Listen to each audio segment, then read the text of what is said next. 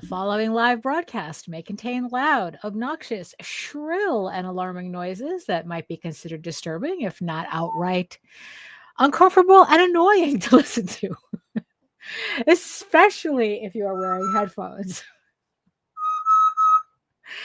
I share my office space with an African gray parrot and two parakeets, and I have no control over their behavior while I am live streaming. Unlike my regular videos, where I have the opportunity to edit them out as best as I can. If you are sensitive to loud, surprising background noises, I recommend either not turning your volume up too loud or watching my edited pre recorded videos instead. Viewer discretion is advised.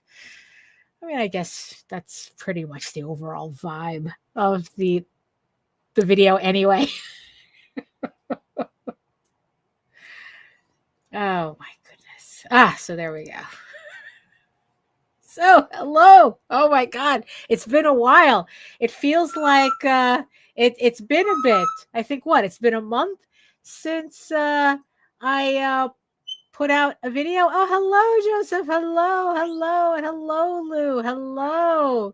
And yes, I see you, my beautiful eyeball people watching from regions beyond. If you want to make sure that I see your comments, come over to YouTube and join the sexy people in the chat. Keep Joseph and Lou company.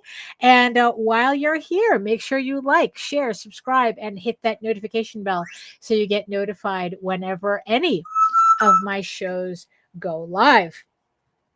And so as you can see, I started the stream and he was sleeping this entire time. And the second I started the stream, he had to wake up. So that's what you're going to be hearing in the background.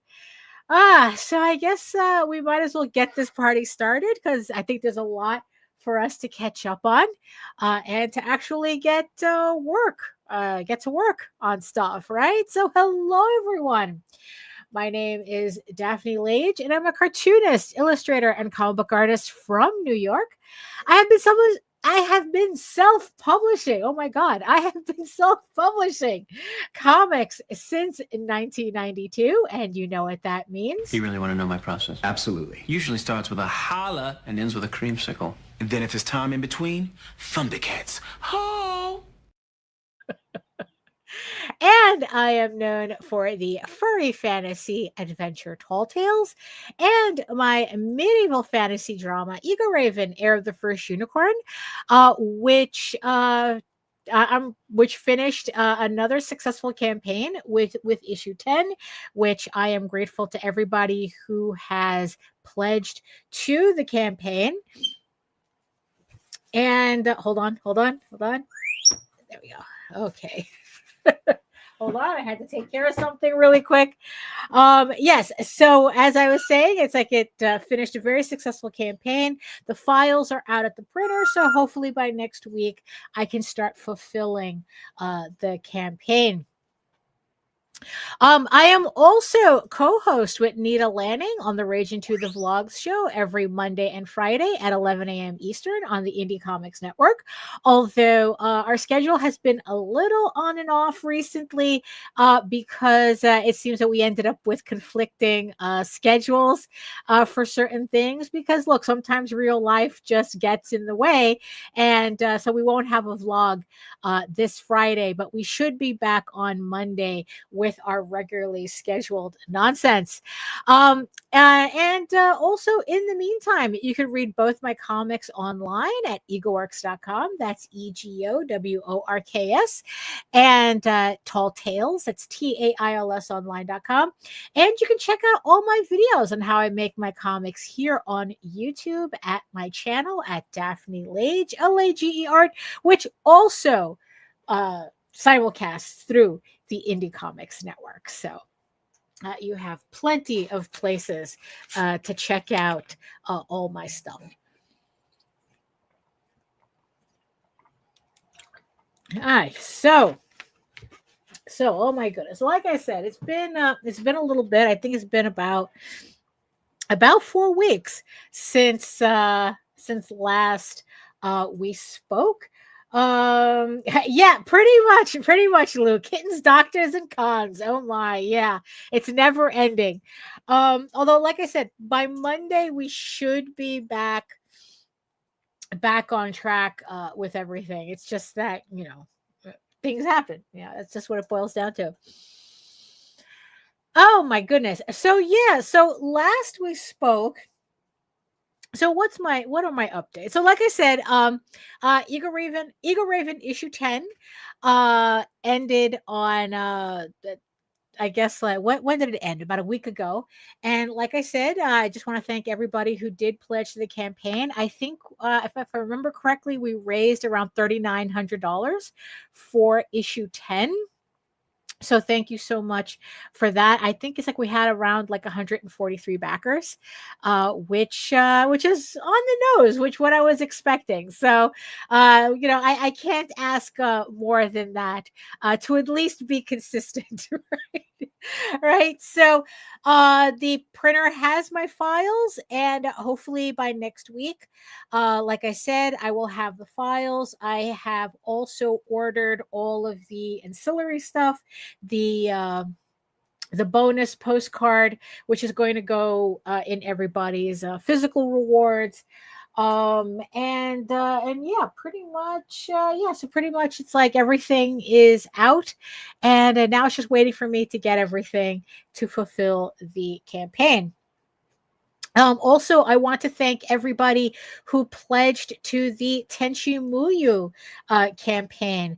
If you don't know, Tenchi Muyu was a comic that me, JD, and our friend Matthew Lunsford were commissioned by Pioneer back in '97, I think it is, to do a original Tenchi Muyu comic book for the American market. And it's been about like 20, I think you guys could do the math, about 30 years since since we've seen this project, and Armature Entertainment had picked up the rights to the comic, so that they were printing they were running a Kickstarter for the collected trade, which we never got back then because trades actually weren't a thing. So Pioneer decided they ended the run of the series, and then that was it. So this time we're putting together a trade, and I forgot how many backers there were on the campaign. I think it was close to 2,000 backers, and that campaign raised $161,000. So thank you so much, everybody who's excited to see a reprint of those Tenchi books that we worked on. I did the lettering, by the way. JD did the story, Matthew did the artwork, so it was pretty much a team effort. I'm going to take credit for what I did for my part.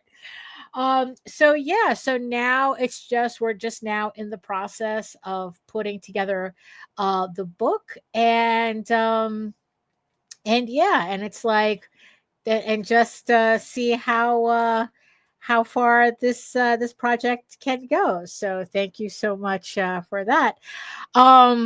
I don't know, it's a little trippy being associated with a campaign that made six figures, but yeah, I'm just gonna bask in that. Just a little bit. So yeah, so that's pretty cool.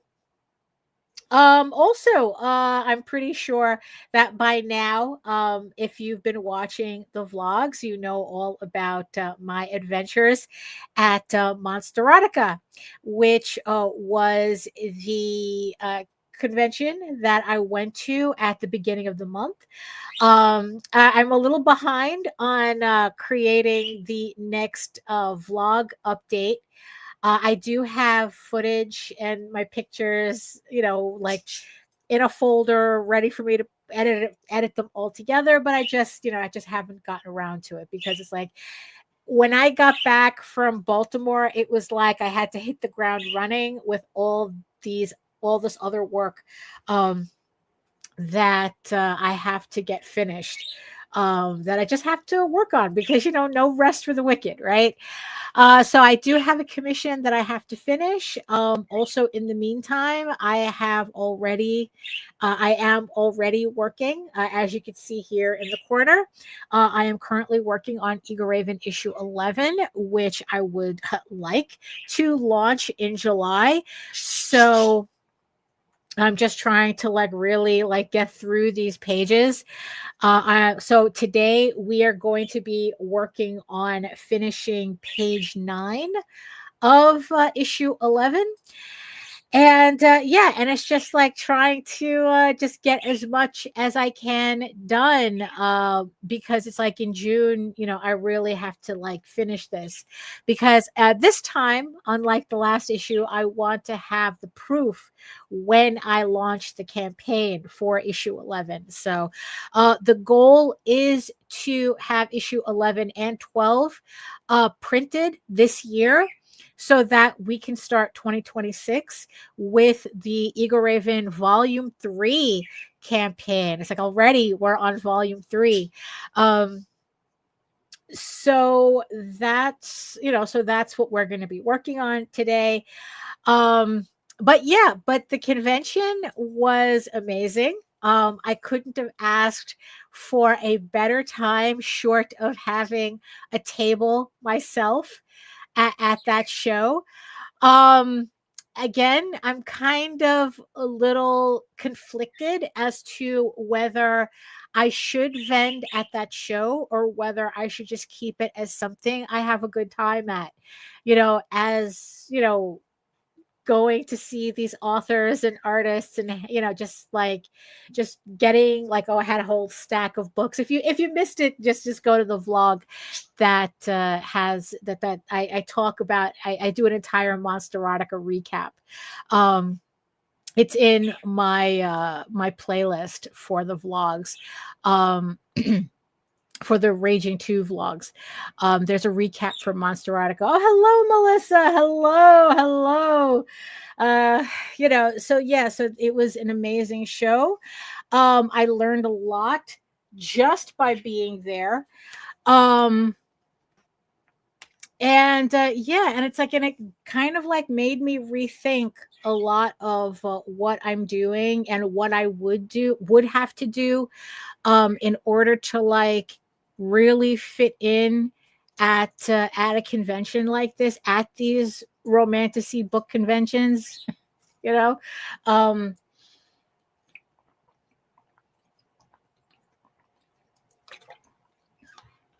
and it's and it's just trying to decide in the end how much effort I really want to put into this. Because it's when I got back, another opportunity came up, and it's not finalized yet. I'm not going to say what it is, but it's a big opportunity that it's going to take a lot of my time. Or at least it's going to take up enough time that I might have to seriously think of pushing back EGORAVEN issue 11. But that's why I want to try to get as much work as possible done for this issue, so that if I do get this other opportunity, it won't, I'll kind of be able to weave both projects into each other, so that it won't affect me releasing EGORAVEN on the schedule that I have it, while still being able to do this other job. But like I said, it's kind of it's a little intensive. It will be a little intensive. Like I said, it's going to take me some time. And and it's and it kind of not that it interferes, but it was just one of those things where it's well, what exactly, I kind of feel I'm at this weird crossroads where it's not just two roads converge in a wood. It feels more like a 5-lane highway. And I kind of like, and I'm kind of like have to decide, and I'm in the middle lane, and I have to decide where in which exit do I want to get off on, you know? And it kind and I guess you could say that it's a good problem to have. Um, because it's like, yeah, it's kind of, nice being able to like, oh, like that looks like a really good opportunity, and that looks like a good opportunity, and that looks like a good opportunity. But it's just that I am just one person, and I have the same amount of hours as everybody else. So, I have to kind of like figure out like what projects am I going to make a priority? Am I going to make kind of like expanding this whole Monsterotica thing, which, it's like I really, it's like where it's like, what, I think I could really fit into this, but if I get this other opportunity, that's kind of the project I'm going to have to like put aside. So it's like whether I, and it's like, and it kind of like, yeah, yeah, it is a good problem to have.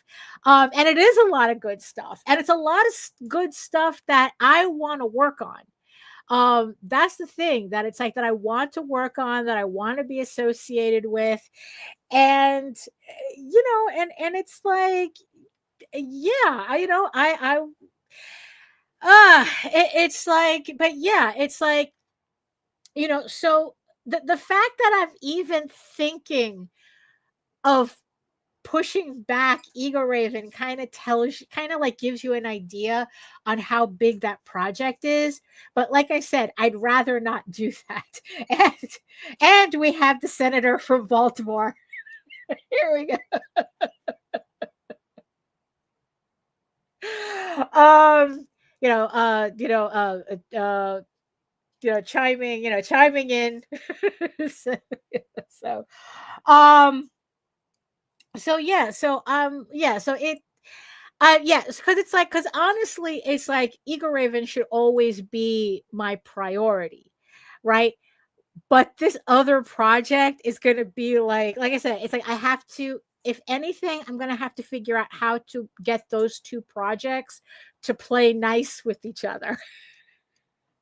I mean, unfortunately, yeah, I would have to put the Monster Erotica stuff aside for now. Um, but yeah, it's like I said, it's a good problem to have, and that's kind of like what's been going on, which is part of the reason why I haven't really been jumping back so quickly onto doing the vlogs. Um, I still have to do, I think, what is it, like episode 13 of my vlog series, which YouTube is already punishing me for taking a little bit too long to put out my next the vlog series, the artist studio vlog series. I mean, it's been doing okay. I've been pleased with the attention that it's been getting. But the thing is, though, is that recording videos and editing videos are so time consuming compared to just doing a live stream. And YouTube doesn't reward me for a live stream. Hey, Jake, hello. You hold restraint to not be afflicted by shiny object syndrome. Oh, it's like, I'm not saying I'm not afflicted.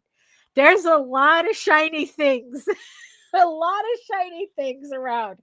It's just that I have to be like very tempered as to how I approach this. I get very excited about projects very easily. And, in the past, I've allowed myself to get overexcited to the point that I end up sabotaging myself.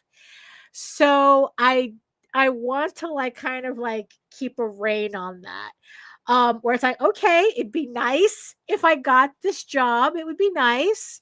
But I don't want to get too excited about it, you know.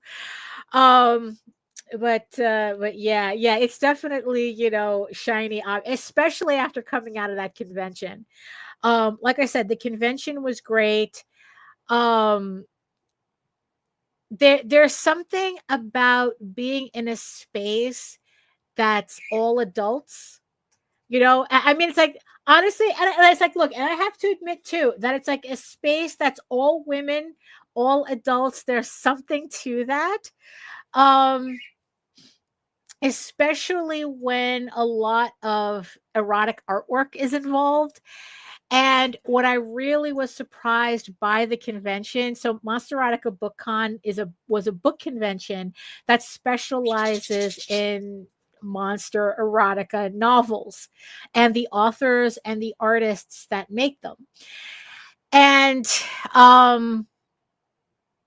and yeah, and it's like, so what's really funny is that for a convention with a lot of erotic material on open display, I never once felt like weird or like creeped out by it. Like I said, it was like predominantly women, so does correlation equals causation in this point? I don't know. Um so and it's like this was like an environment where I felt like, wow, I could really like sell stuff here. you know especially when I had people telling me that, oh yeah, the big thing now in this type of in this genre is oh hey HR, hello, is comics. Actually, a lot of authors are either converting their novels to put on webtoon, or they're just doing like comic book sections, like they're turning sections of their comics of their novels into comics, um which was pretty interesting, right? 'Cause it kind of like took away the fear that, oh, can I get these readers, these novel readers to read comics? And it's like, duh, this is what happens also when a majority of the authors grew up on manga and writing, like manga fanfic. Um so comics and artwork is a very important is very important to the genre, to these authors. It's like, it's not just about writing these novels. They want artwork. It's like, and they want it, and the readers want artwork. I mean, it's like, yeah, the readers can read the books, but they really want to see the visual interpretations of the characters as well. And that opens up a lot of possibilities for me. I guess, to like put it bluntly, um, um Monster Erotica convention was like a furry con in denial. I really just have to put it bluntly like that, because it's like, that's literally what it felt like. It's like everybody here is a furry, but they just don't want to admit to it. And it's like, I can work with this. you know and like I said, it was very comfortable. Oh, it was so busy. It was so busy. I don't think there was a moment, like there was only like the initial moment that I got into the show where I was like just filming an overview of the dealer's room slash, like, actually they call it an artist signing room. um that was like the only time the room felt empty, because by the time I got done filming the room, it was like this with people, just like to the brim. And and we're talking about oh hell yeah. Jake says Monsterotica is peddling werewolf smut to gateway into fur cons. Look, there were dealers there. There was one particular dealer specifically that They were at Monsterotica, but they're known for their furry convention presence. So the Venn diagram really is almost a circle. you know? Oh my God. Oh, I gotta show you this. I gotta show you. Do I still have this here? Hold on, hold on. Oh my God. Do I still have this here? You tell me. You tell me. You tell me what the Venn diagram between a furry convention and Monsterotica is when I was able to buy this at the convention.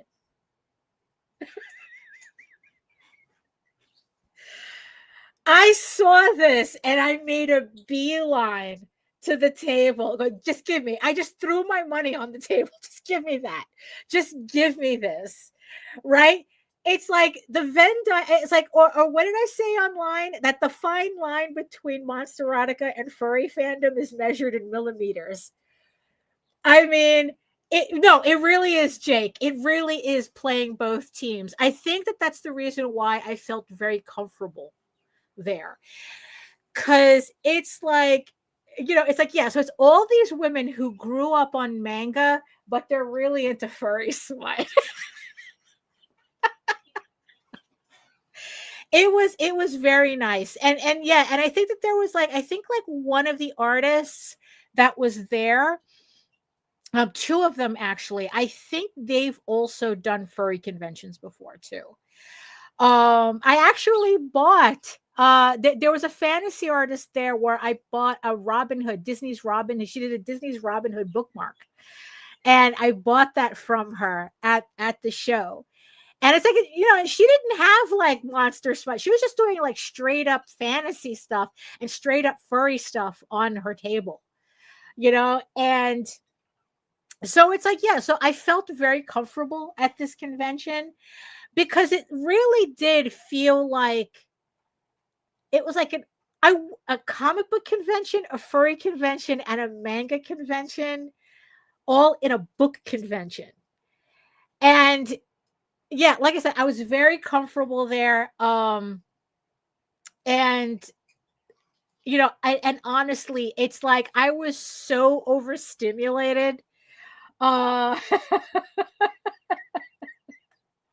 you know, I was so overstimulated by the convention. Like I could only do the one day. It was a 2-day convention, but I only had the energy for one day. I mean, it like, and here's a funny thing too. The artist, the author signing room, the dealer's room was only open for 4 hours.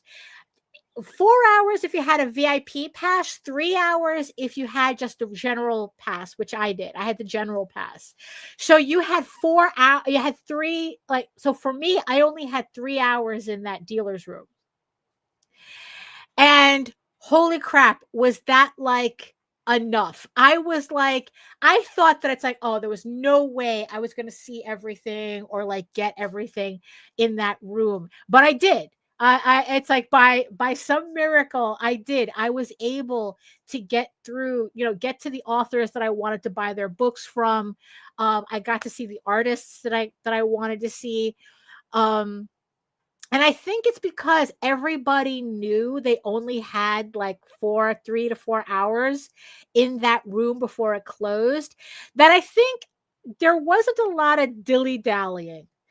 You know how it's like at some conventions where you have like the concept of like the con barnacle or the table barnacle, where it's like it's the person that just hangs out in front of the table monopolizing your time. They don't buy anything, but they kind of like somehow they're able to keep everybody from coming to your table because they're just like, nobody oh, they're busy, nobody had time for that. Like, yeah, that there were some people who were talking to some of the authors, but they really made it quick. Did they have other events going on at other times? No. That was the funny thing. That's why they would close the room for lunch and for panels. So if there was a panel, the room was closed. because some of the authors would be on the panels. So it was an interesting setup.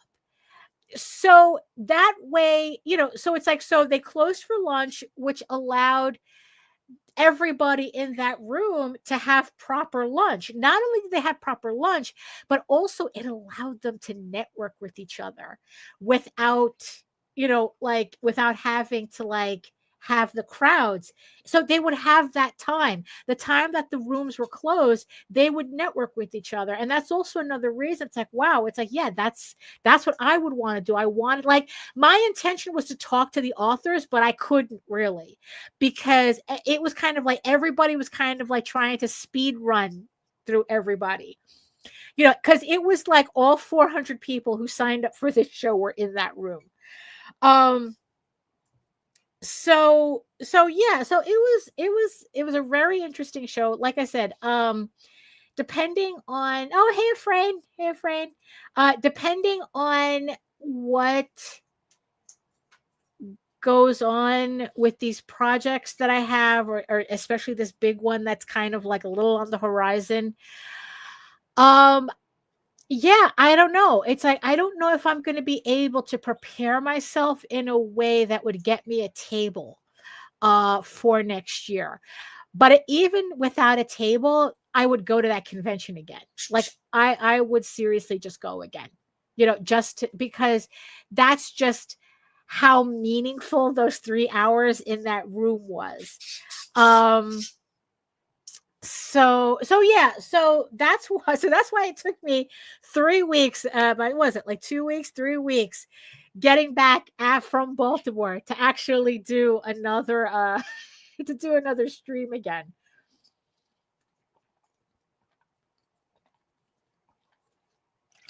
So okay, so no rest for the wicked.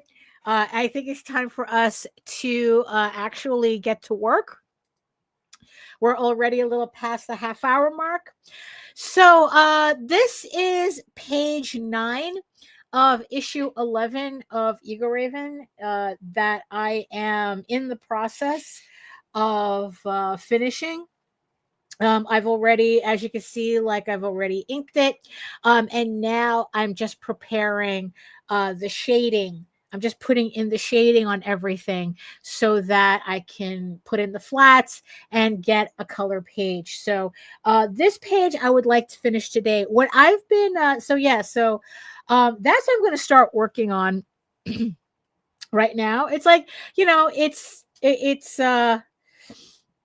not exactly an exciting page. They can't all be, exciting, but I still have to finish it. So that's what we're going to be working on today. Throwing all the shade today. Yes, literally, not figuratively. There's no figurative shade to be throwing today, but definitely the literal shade, the literal shading. So let me get my music started for the background. As always, I would just put my headset so it's not as loud. With the music, just tell me, and I'm going to lower the volume on your end. So,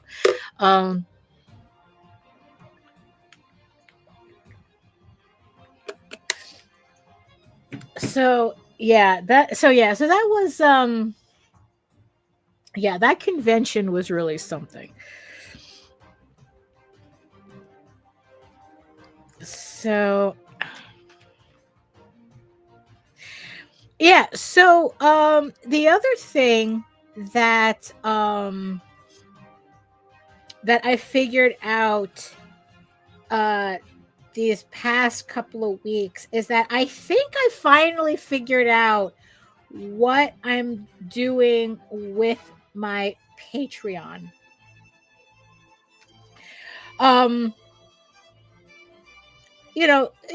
Social media marketing being the hot mess that it is.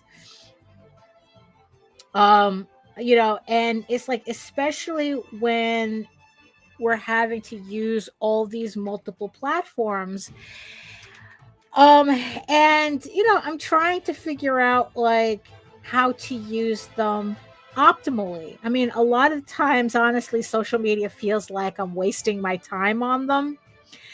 Um, but I think I might have figured out like how I'm going to use them moving forward.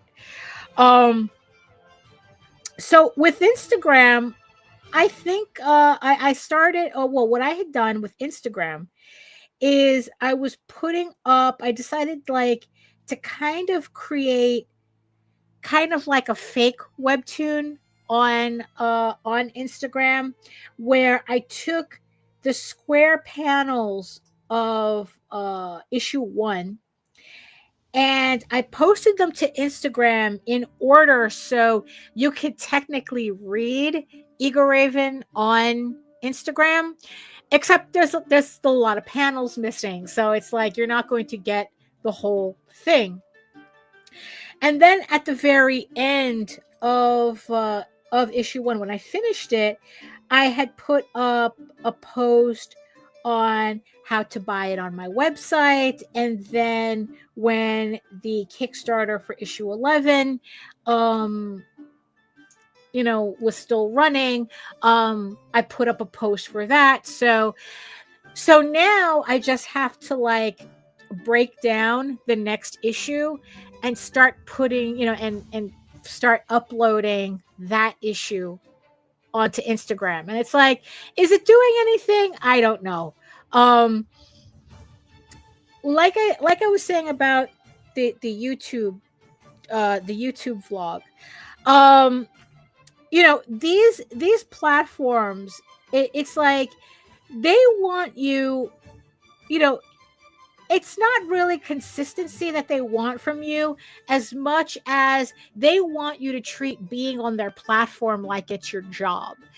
And it's like the answer is no. If you're not paying me to be on your platform, I'm not going to treat it like a job. Because unfortunately, like if if you're not posting consistently, they punish you in the algorithm. Now, the thing is, though, is that they can punish you in the algorithm for anything. So, you know what? I'm not going to sit here and kind of like try to figure out the tea leaves on what fucking Zuckerberg wants me to do, what he feels like that I should be doing on Instagram or Facebook. It's like, look, I'm going to figure out what's the best way for me to post to Instagram, and it either works or it doesn't. But I'm not going to like make shorts and make all these videos and it's like and treat it like, oh, if I don't post like 7 shorts in a day, the algorithm is going to punish me and nobody's going to see my stuff. And it's like, who has time for that? So my goal was just to figure out a way to come up with something where I could just post and it makes sense to me. Does it make sense to the algorithm? No, it's never going to make sense to the algorithm because I don't have time to do what the algorithm wants me to do. It's the same thing with my YouTube, right? So I started doing these artist vlogs, which I started doing in order to keep track of the artwork that I've been doing since the beginning of the year. So I just have a better sense as to how much work I'm getting done. And I have like this visual representation, this visual record of what I'm doing.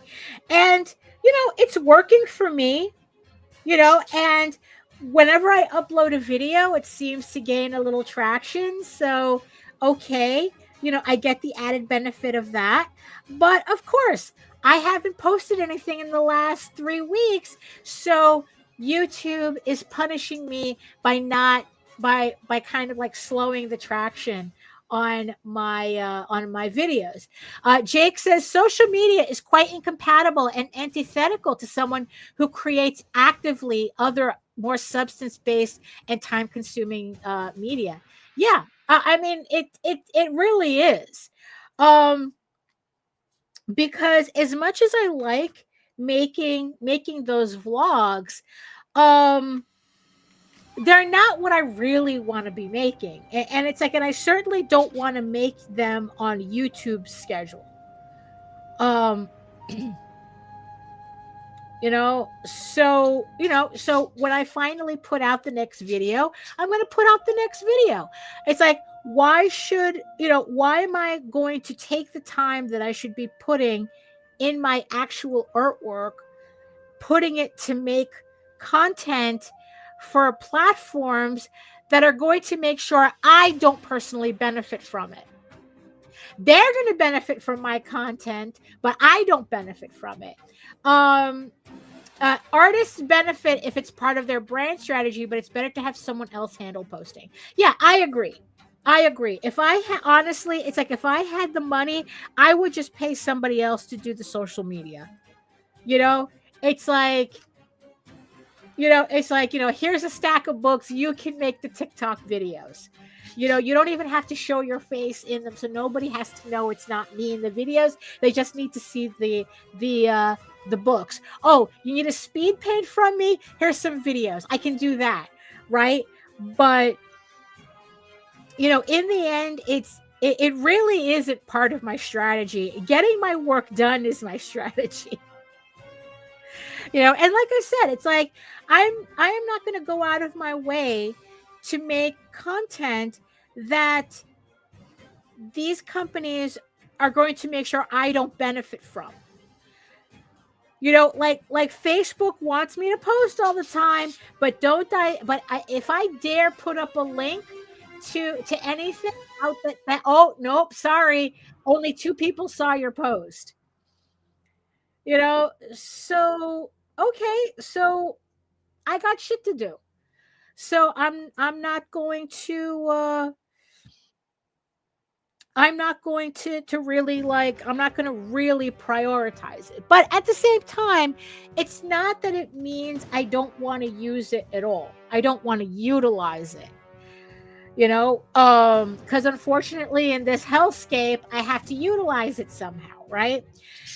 So, like I said, I think I figured out what I wanted to do with Instagram. And just recently, I figured out finally what I think will work for me on Patreon.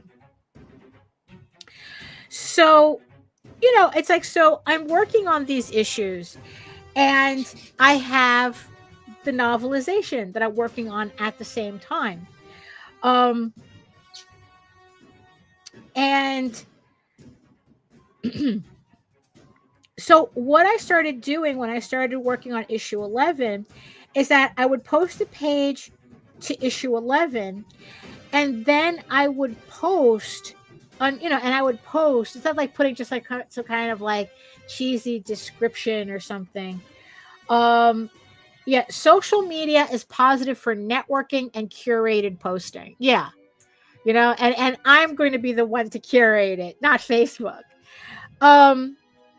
So what I would do is I would post up whatever pages I got finished. Yeah, that's also the problem too. Lou is saying Facebook is useless for being relevant. I don't see friends posts for about 5 days unless I actively seek them out. Yeah, because they're taking, it's like none of the platforms do that anymore. If you're subscribed to people, you don't see them. Because what they want you to see is, what is it? What do they call it? Interest-based algorithm as opposed to subscription-based algorithm. Like, it's dumb. They're trying to compete with TikTok. Like TikTok doesn't prioritize the people that you subscribe to. And even if you subscribe to them, it's kind of fleeting because nobody really pays attention, because they only want to see viral videos,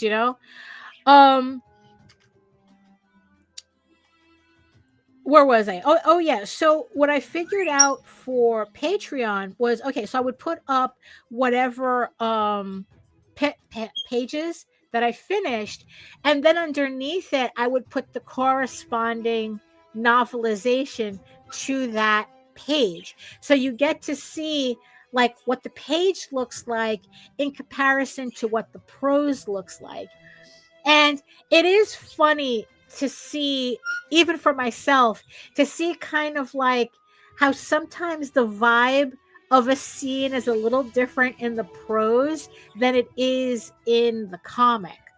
Um the comic pages are very they're very straightforward. Um you know, being a visual medium,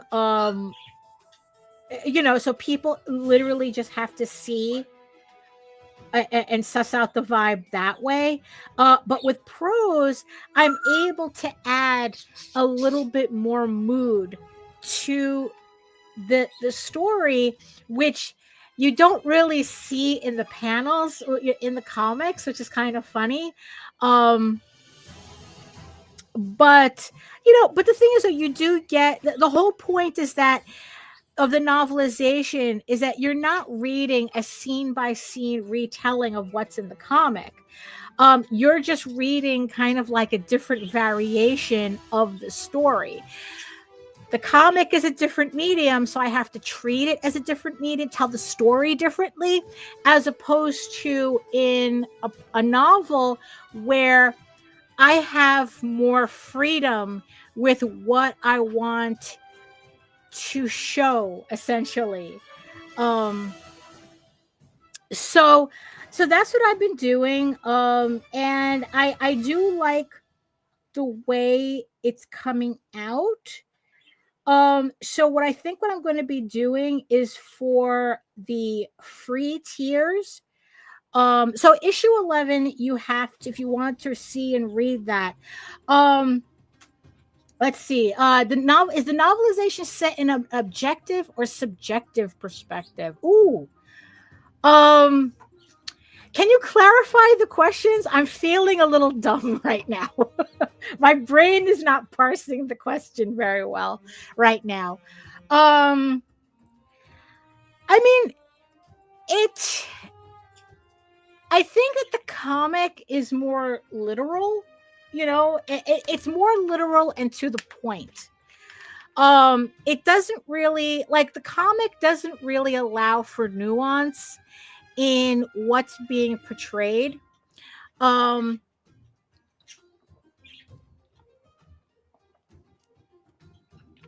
you know, because like I said, I can't. I mean, if I put in everything in the comic that's in the novel, the comic would be thousands of pages long, and I don't have time for that. So, um, so I mean, the way I would explain it, it you know, like I said, Jake. No offense on not understanding the question. That's a me thing. Um, like I said, I'm a little sluggish today. So you know, I'm just not parsing things the way that I usually do. Um, so yeah, the way that I could, quick and dirty, objective leans into describing events and actions, subjective focus more on interiority. Oh, you know what? I think I would say it's more subjective. Like feelings, yes, because feelings, yeah, in the comic, like I said, it's more literal. Um, you know, what you see on the page and what they're saying is exactly what's happening, right? In the prose, I'm able to get more into the feelings and reactions and like the internal the internal conflicts that characters have. um so yes, very subjective. The in you know, to that definition, it's very subjective. And honestly, it's like I do prefer that. um because sometimes like comics can frustrate me with how limiting it actually is as a medium. In the comics, I sense it's from an objective perspective of the camera with a third person narrative. Yeah, and even the novel is third person, because it's like I've been reading a lot of, like a lot of these books that I've been reading lately, like the Monsterotica and the romantasy books. They're very big on first person, which I don't like. That's too much subjective for me. That's too much internal monologuing from one character. I much prefer to write third person, because then I'm able to jump from different character to different characters and kind of get like, like their take on things, that I think adds to the world building better. Um, and that's kind of like the one thing that I do find frustrating with comics as a medium, is that it's not very good at that. Like, because like I said, it's very visual. You have to be punchy, you have to be, keep it moving. And it doesn't really lend very well to quiet moments, either quiet moments or really thoughtful moments. Jake says, "Oh, then it's no surprise you like writing then. Not that mode cannot be achieved in comics. Examples: ElfQuest, right? Oh, and what's and I have the novelization of ElfQuest too. They did years ago. Richard and Wendy Pini did a novelization through Playboy Press, and I've always kind of used that as a guide. But then again, I was always into collecting movie novelizations. I really enjoyed that. Like, my favorites, my favorite novelizations were the novelizations from The Empire Strikes Back and the novelization of Mad Max Beyond Thunderdome. I really should look for those on eBay. I really should. I've been making it I don't know. I've had this thing where I've been kind of like rebuying novels that I used to read when I was younger. And I got to remember to look those up on eBay. Yeah. So it's like, so with the comic, I'm only limited to like pretty much the issues that I have to do. I am not like 100-issue epic person. I could barely do that with Tall Tales. I'm not going to do that for EGORAVEN. And when I started working on EGORAVEN in earnest, that was the one rule that I gave myself. I was not going to do a never-ending story. It's like it had to be limited. It had to be, in this case, 16 issues. And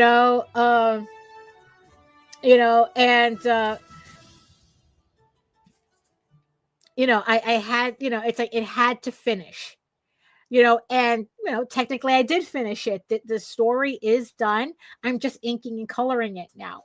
But the 16 issues are finished. But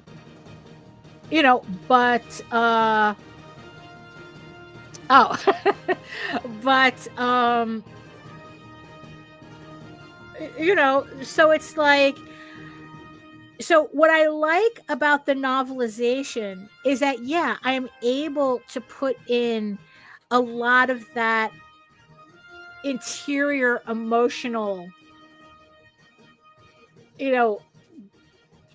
I'm able to do that, to give the characters I'm able to make the characters a lot more in depth, because I'm able to to give them that internal monologuing, that internal thought process, as you could see that, and then not only that, but it's like I can also, with the novel, put in scenes that would be too much for the comic. In terms of, it would stretch out a scene too long, because like this particular panel, this scene that I'm working on, between this top panel here and this panel that I'm working on, there is a whole scene. There's a couple of brand new scenes that are in the novel that falls in this gutter right here. between this panel and this panel, there's like, I think like 2 new scenes that expands this scene, but I couldn't do it here because it would slow down the story. And as much as I liked that scene, in comic form, it wouldn't have really added anything, but it adds so much in the novel. And and I think that it gives also the novel the novelty, that it's like, it's something. Jake says, fun to note, studying Arrow, I've noticed strikes are well balanced when lent itself to a subjective perspective with third-person narration. See, my brain is slow. Yeah, it's like, yeah, like, I think that's why also, like, I've been really into the Monsterotica books lately, because like I don't know, there's just something about the written word when done well that it's a lot more satisfying to me than looking at artwork, which it's kind of strange, but I think that that's why at this convention I learned that people want both. They want the prose writing that shows the internal dialogue of the characters, but they also want the external visuals of the artwork. So and I guess in the end, it's like, that's why the convention attracted me so much. And especially now, it's like, okay, you know what? Maybe I could get these people to read a comic. Maybe I could get them to read my comic. Let's see. It begs the question about your appeal and taste of textual over visual, doesn't it? Because it's like, there are some times, that, like I said, it's like, I much prefer the prose. I mean, honestly, I think when it's coming down to it, doing EGORAVEN as prose or as a comic, they both have their appeal. There's certain days I just want to look at the artwork, but there are days where I could read my own prose for this story over and over and over again. And honestly, and I think that's also the reason too, that once this comic book series is over, that's pretty much the extent you're going to get on an EGORAVEN comic. Everything else after that is just going to be illustrated novels. I don't really, and it's like, I don't see myself doing comics per se for my other novels. They really are. It's distinct modes of engagement, and it's definitely dependent on energy and time of day. It definitely is.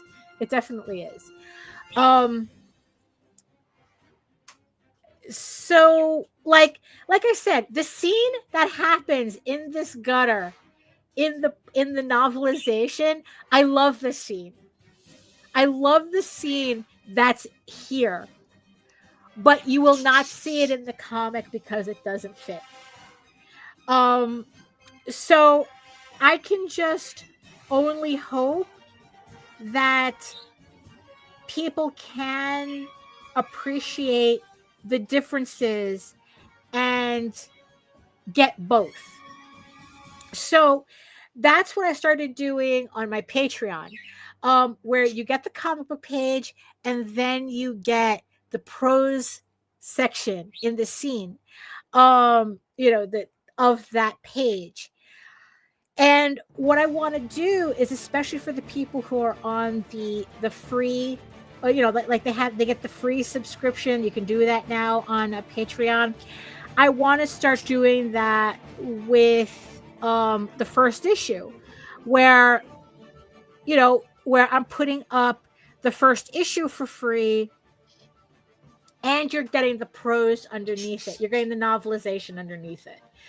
I mean, I'm at a point where I have a lot of content now, so I don't mind. I don't mind giving away more. Oh, yes. We're witnessing Daphne struggling with the gutter effect and the pantomime of prose. Yes, literally, because the story. Yeah.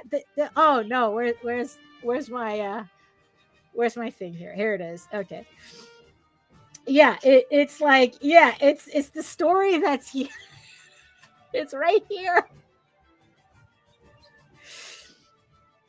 You know, but like I said, I think it's part of the fun of doing this.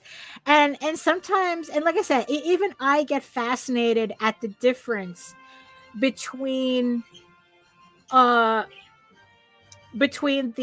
comic and the prose, and how you do get a different vibe from which you're reading. Like, 2 years ago, was it 2 years ago? Jesus Christ, it probably was. Yeah, I already wrote the sequel to this story.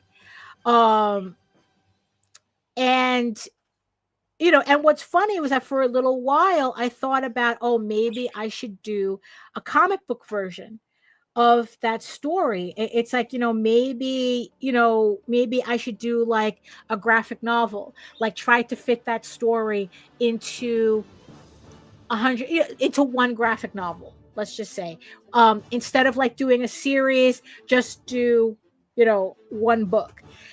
And then it's like, when I really started thinking about it, I realized that the story that I enjoyed in that sequel could not be the story that I portrayed in like a graphic novel version. Yeah. Yes, that's exactly what it is. After the comic, writing will be a way to go from will be the way to go. It'll go faster and it's more novel. Yes. Careful of shiny objects though. I don't know. If shiny objects are a thing in prose writing, it's because I keep having these little blips of story ideas and I write them down thinking that, oh, I could do something with it, and then like realize that I can't do anything with them. Like I just recently had like a story idea while I was in Baltimore, and I go, and it's like I was like going, oh, maybe I could do something with this idea. And when I finally came home and kind of like tried to flesh it out, I realized that it's like it's a cute story, but there's really nothing compelling here enough to make me want to flesh it out more. And it's like, and then in the end, I just had to realize that it's like, that was not going to work. Let me put it to the side. Let me just put it in a folder, and most likely it'll just stay there unless I come up with something better. Yeah, exactly. Throw it in a vault and cannibalize it later, which I have done already.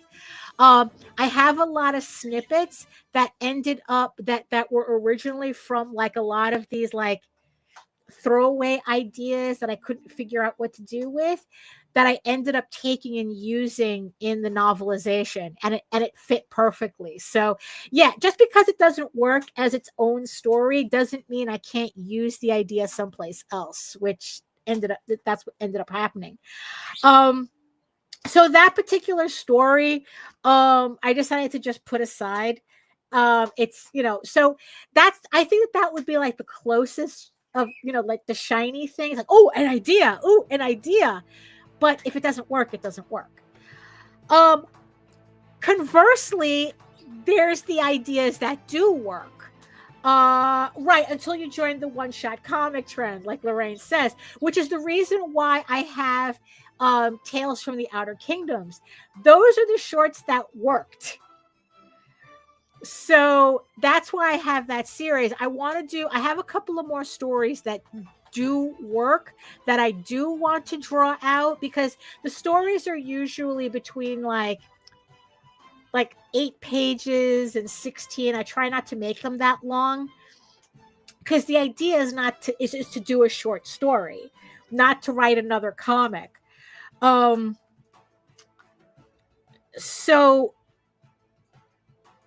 so it's like I yeah, so I have a couple of so I do have a story that I was just kind of like, oh, this would be really funny, because I drew something in my sketchbook, and it was so it's like, and this is kind of how the shiny another version of the shiny object, right? Where it's like I get a stupid idea and I draw it in my sketchbook, and and it's like, and then I start realizing, it's like, oh, maybe I could do something with this. It's like, maybe this would work as something. And so, and I have a story like that where it started off as like just a little stupid idea, um you know for and it turns out that, oh, I could flesh out. It's like I kind of have, it's like, it's not just a stupid, because usually what allows me, the difference between being able to flesh out a story, even a short one, to flesh it out, and the stories that don't work, is that I have this thing where there has to be a conflict to resolve in the story, no matter how short. Let's see. He says that if the idea lives in your head for a week, there's something. If it lives if it lives for a month, it's you. Yeah, I mean, it's yeah. If the story keeps percolating, then it's like, yeah, I'll try to make the effort to get it to work. Like the story that didn't work. So I had been percolating on this story for 3 weeks, because I thought of it in Baltimore, but by the time I got back and actually tried writing it out, I realized it didn't work because there was no real stakes involved. There was no real stakes in it. So I know that the cozy writing trend is really jumping right now. Everybody wants cozy fiction, where it's like, it's a cute little story where nothing really happens. Uh yes, exactly. This is when I get the midday horse injury behavior questions. Right, because and that's one of the stories that I'm trying to, I have to find the time to actually do it, because it is one of the longer stories, although I might try to shorten it, because like I said, I don't want it to go more than 16 pages. Um yeah, it's like, usually it's like when I start asking people weird questions, it's usually because I'm percolating a story. So yeah, so so even though like cozy fiction is like the in thing, like I said, it's like, it's kind of like characters sitting in a coffee shop just talking and holding hands, and that's the story. And as far as I'm concerned, that's not a story. um I guess it's like people are just so overstimulated by what's going on in the world. They just want stories where nothing happens. Um, and it's like that doesn't work for me at all. And that's what happened with the story that I thought of, while I was in Baltimore. In the end, it was like, oh, there was no real conflict. There was no real stakes. And I need to have a conflict. Um, I need to have a conflict in a story for it to work. Oh, yes, that's right. They don't want fictional stories. They want in real life experiences. Yeah, exactly. Um, even though like some of the books that I have been reading can be called cozy, because good vibes only, right? Some of the stories that I, it's like, yeah, they could be considered cozy, but at the same time, they kind of have enough stakes for me to keep me interested, even if the stakes are just interpersonal. That there's something that has to be overcome, and not in a stupid way. Like, there's this one book that's getting like all this attention where, like, this woman is getting extorted. She's running a coffee shop, she's getting extorted, and she actually, like, changes the mafia boss's mind by giving them free coffee and cakes. And, oh, okay, fine, we won't extort you anymore. And it's just like, come on. It's like, that is just like so mind-numbingly stupid that it's like, no, that's not cozy. I don't even consider that cozy,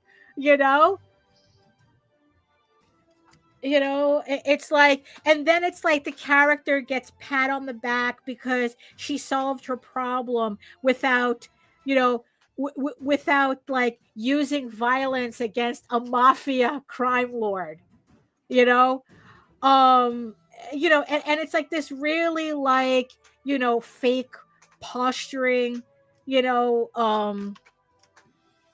annoying as fuck. Can't handle it.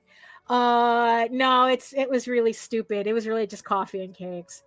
It was just really that, it was that. It's like, pretty much she gave the mafia crime boss a medieval Starbucks gift card, and patted herself on the back for solving her problem non-violently. When the moral of the story is like, as long as you're extorting somebody else and leaving me alone, we're good. It was very stupid. It was very stupid. And I can't abide by that. Right. And real feel good moments, they're worth more. They feel better when there's stakes involved. When they feel earned. You see, that's the thing. I need the ending of my stories to feel earned. So that's the difference. That's how I differentiate a story that's working and a story that's not working. If I can't get the ending to sound like it was earned somehow, it's I just put it aside. It's not working for me.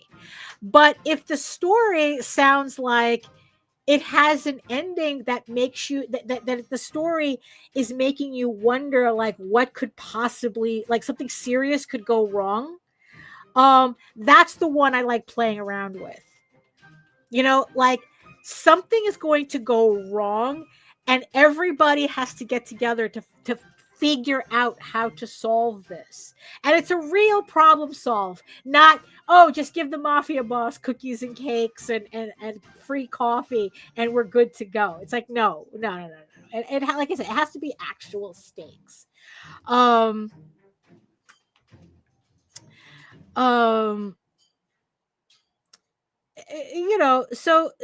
that's how, it's like I come by my writing, and why in the end I do prefer writing over drawing comics. But also, to be fair, it's also a time issue.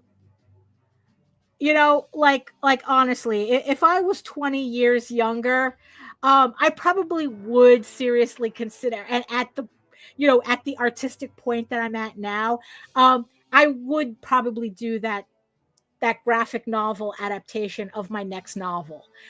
But now, no. You're just gonna get an illustrated novel. That's all you're gonna get. I mean, maybe I would take a cue from the writers at Monsterotica and just Writing for Anxiety, a masterclass. Yes, yes. I mean, no, for real. If although granted, if a story gives me too much anxiety, I end up not finishing it. There's this book that I still have to finish. It's called it's called Moon of the Crusted Snow. Yeah, I think it's Moon of the Crusted Snow. And it's just and it's kind of like it's an apocalyptic story using the idea that so it takes place so the story takes place on an Indian reservation, and the premise is, what if the apocalypse happens but you don't notice it because you're already living kind of like an apocalyptic lifestyle, because of the way reservations are run and how life usually is there. You know, and it's like, so what happens, so yeah, so that was the premise. And what happens is that the reservation only finds out that something had happened when they start all of a sudden seeing white people trying to escape to the reservation, and they don't know why. Because it's like it's like the book gave me really the book gave me the sweats. It's like, it's not graphic, it's like, it's not, I mean it, but it's like, you have the way the Native Americans are living on the reservation, right? Which they're pretty much living in abject poverty, right? And then all of a sudden something happens in the outside world, and then all of a sudden white people who were more than happy to just like let them be and leave them alone. It's like, oh, you can live on your shitty little life the way, all of a sudden everybody wants to escape to the reservation.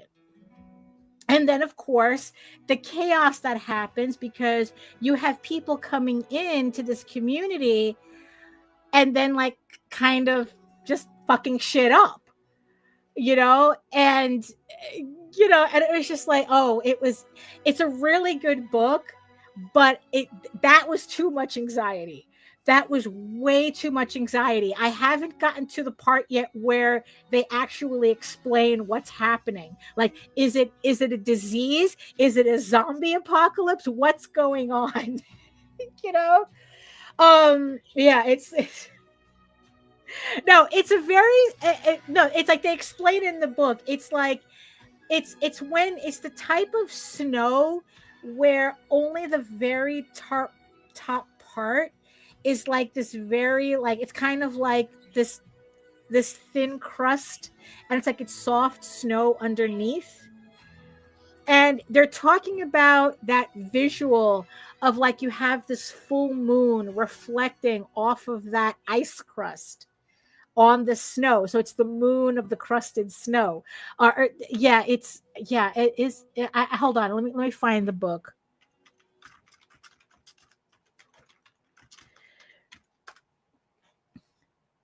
Yeah, Moon of the Crusted Snow. Yeah, is a 2018 post-apocalyptic thriller novel by Waubeshig Rice, set in a rural on oh my god, I'm butchering these words. I'm sorry. Anishinaabe community in northern Canada. It follows a group of community members after they are cut off from the rest of the world amidst a societal collapse. Yeah, it's yeah, but I mean that book gave me the sweats. That's too much anxiety. That's way too much anxiety. It's a very good book. I really should finish it. I do have it on my Kindle somewhere, but it's like I really should finish it. What am I doing here? Okay.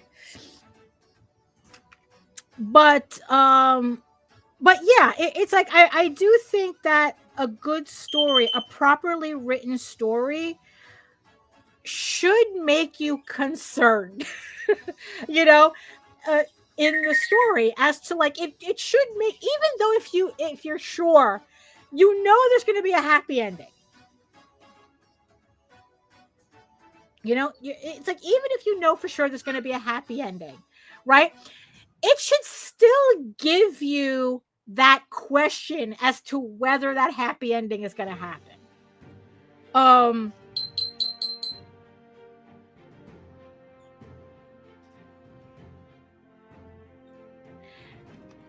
You know, so do we invade the Amish too? It's like, I don't know.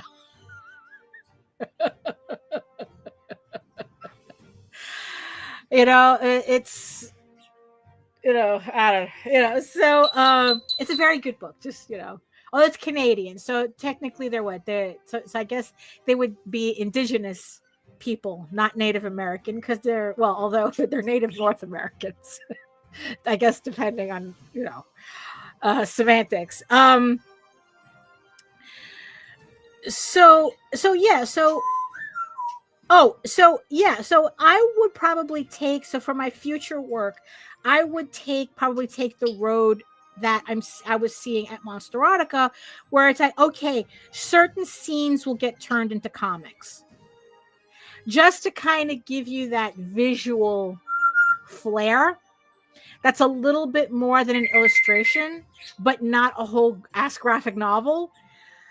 Um, you know, so yeah, so that's, you know, so yeah, so yeah, so yeah, so this this would be, you know, like, yeah, technically, uh, let me see, as somebody who consumes truckloads of slice of life, unless there's conflicts to drive the story, I question if I read it wrong, not paying attention, or if I'm there to just lift shit. Yeah, that's probably the reason why I'm not into slice of life stuff either, because one, like, I'm living my own life, why do I need to read about yours, type of thing. That's why I don't like contemporary fiction, essentially. All, you know, um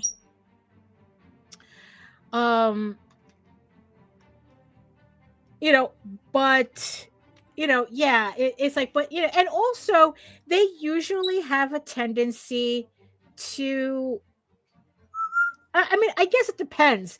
I mean, you know, I guess it depends on who writes it, but even then, it's like, you know, like, I'm not interested. What is it, Harvey P. Carr? You know, my cancer year. I don't need to know your cancer story. I really don't. You know, I mean, you know, like, I have no interest in that.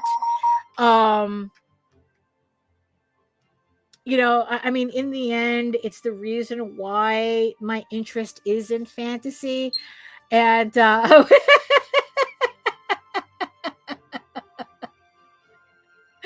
hard feelings, not at all, sir, not at all.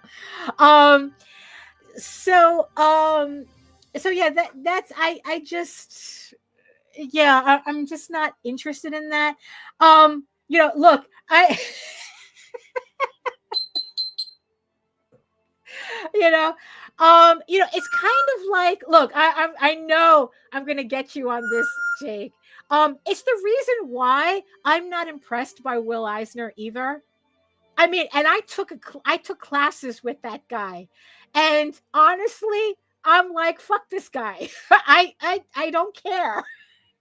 You know, it's like, you know, I really don't care for that type of, oh, that real life shit. I really don't. You know, I don't care how much of a master, you know, it's like Will Eisner is. Um, it's like, I don't care. You know, you know, I mean, it's like, in the end, it's like, I just say that now to see people pearl clutch, because I find it funny, but it's true. but it's true. I don't care about Will Eisner and his work.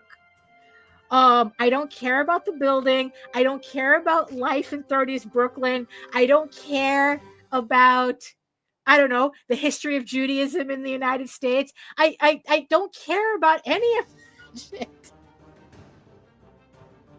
You know, it's like, sorry, not sorry, you know? I don't care about reading about his, his neighbors, in the building that he lived in. Don't care.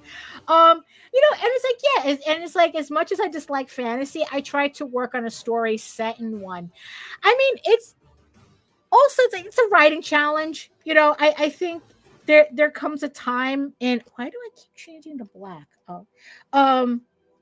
There comes a time where it's like, sometimes you want to test whether you can write a certain story.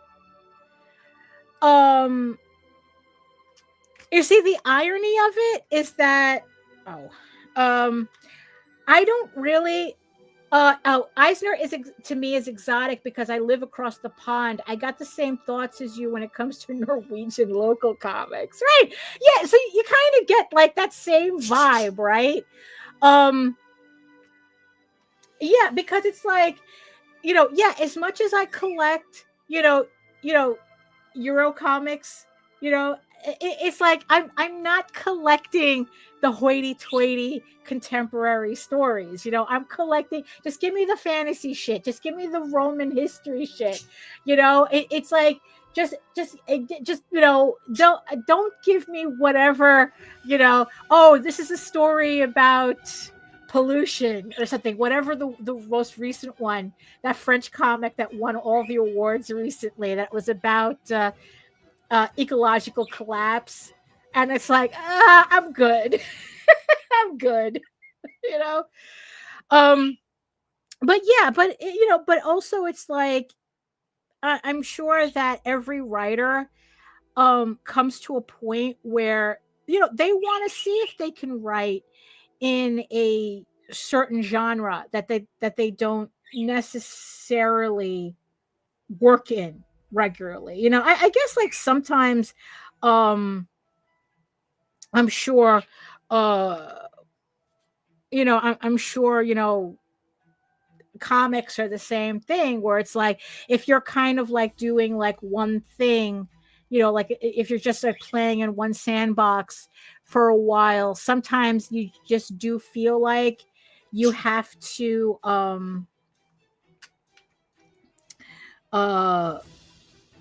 just try something different. It's just an exercise, or you're sincerely writing something in that genre that you usually don't. I mean, that happens too. It's just that for me, it's like, because it's like the closest that I get to that is a story that I'm still percolating of, now that fantasy thing is my content. Oh, okay. All right. What do you mean by that? That it's like, that's kind of like, what is it? I was reading an article about the director of Andor, and he had said something. I don't know if he had said it. Oh, there you go. Your art is skewed towards psychological horror, right? We all have our things, right? We all have our things. Because what's funny is that because when I'm not reading fantasy, that's kind of the stuff that I kind of lean towards. It's like I have a couple of books in my Amazon wish list that skews more towards horror. Like, it's kind of funny how it's like, if I just like get really tired of reading fantasy, I read a horror novel. And it's just kind of funny because it's like, it's not really my favorite genre, But I guess for me, there's something palate cleansing about it, I think. Um, yeah, so it's just kind of funny, because it's like, it's not like, you know, like I go out of my way for it, but it's like, if I hear a recommendation that's really fascinating, like Moon of the Crusted Snow, I'll take a chance on it. But that's the thing, it has to really, really fascinate me. Like the last horror slash dystopian book was a book called Tender is the Flesh. And I guess it's considered a horror book, but it's kind of like a dystopian horror book. About how some kind of calamity, some kind of disease makes animal flesh inedible. And instead of the meat industry collapsing under, because it's unable to process animal meat anymore, they convince the government to make cannibalism legal. And they literally start breeding a very specific, like they start breeding people specifically for slaughter, just like they did with cows, just so that industry would continue existing. And how, and how the environment changes to that, like how people start thinking, how quickly people start thinking differently because of it was a very odd book. It's from an Argentinian author, and I was riveted. I read that book, I think, in like 2 days. Let's see. It's like, I take to heart the saying that outsider creators without crazy incentive or deep-rooted love for a genre can do very left field stuff that inspires insiders. Yeah. It's, yeah. So it's like, yeah, it's just, so yeah. So that was that book. And I have a couple of more on my list too. Like I said, I don't consider myself like a fan of the genre, but that's where I go when I guess I'm feeling burnt out on fantasy, I guess. Because I guess it's so opposite. So yeah, it's but the whole thing about like trying your hand at writing a genre you don't usually write in. So it's like I said, it's like I'm not into like contemporary, like I don't even really like contemporary fantasy. But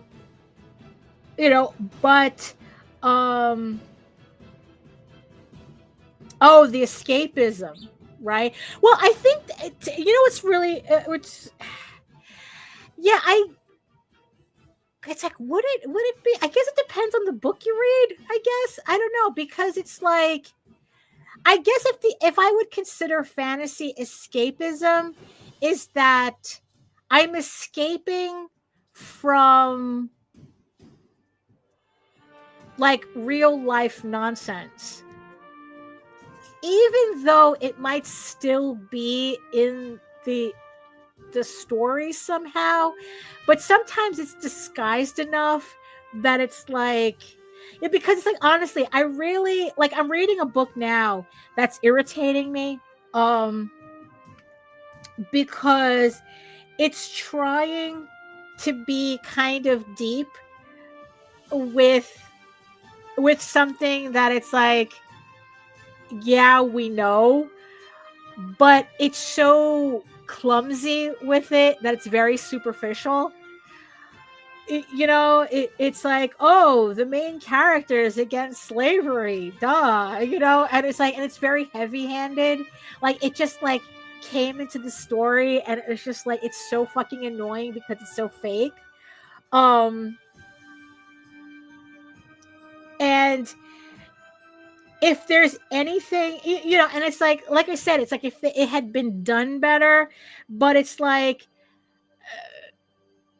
it's like, oh, what was I don't even know what the point that I was trying to make with that, but it's just that I I consider it escapism in the fact that I'm not reading about like real, like literal weird real world stuff, because it's like, look, it's kind of like how Star Wars is really about space fascism, but for some bizarre reason, people, I mean, I guess the fantasy of Star Wars camouflages it enough that people can say with a straight face that Star Wars is not political.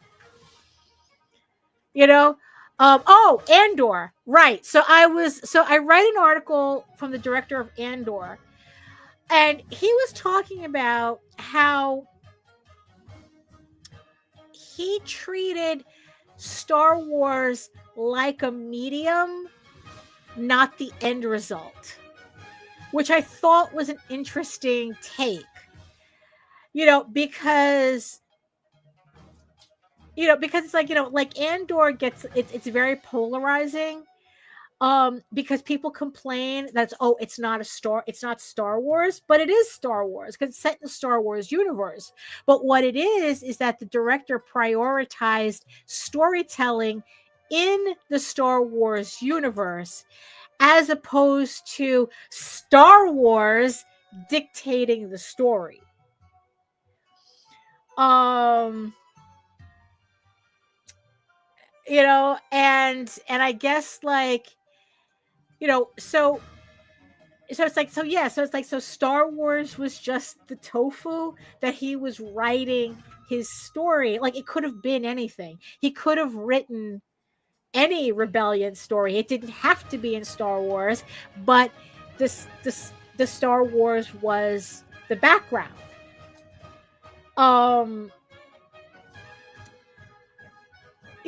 And it's let's see. Yeah, it's like Andor and Rogue One have been praised for their approach with that lens you described. Yeah. And I think that that's why I didn't watch Andor, but I love Rogue One. It's like it's Empire Strikes Back and Rogue One, and then it's all the others. Because it's a Star Wars story, but it's really a story set in the Star Wars universe. Like I said, it's not Star Wars forcing the story. It's the story just with a Star Wars backdrop. Right. That's why the shows are good compared to the movies. Right. Because the other thing that they had said, that the difference between what Andor and Rogue One did, especially Andor, as opposed to the Disney versions of the movies, and even compared to what Lucas did. So what Lucas did is that Star Wars is Flash Gordon. It's like he couldn't get the rights to Flash Gordon, so he had to make up his own story, but he still wanted that kind of like serial aspect, of the, that whole vibe. So he made Star Wars, but it was his love letter to things like Flash Gordon and those sci-fi serials that he grew up in, right? So with Andor, I think that the director was really big on James Bond movies and spy thrillers. So that was the influence for the story. That was like his influence, that the story was based on those influences. The problem with the Disney movies is that their influence for Star Wars was Star Wars. There was no outside influence that they were bringing in. They were just like, no, this has to be exactly like the movies that came before it. And yeah, that's the difference between the storytelling. That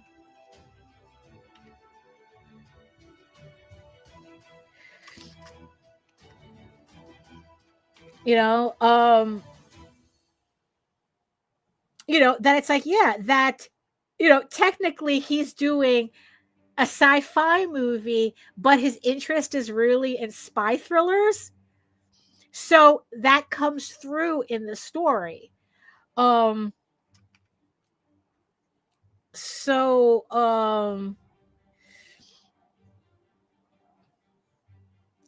so yeah, it's like, where the Disney stuff is just cannibalizing itself. It's not based on anything but itself, which doesn't which they've shown doesn't really make for a good story.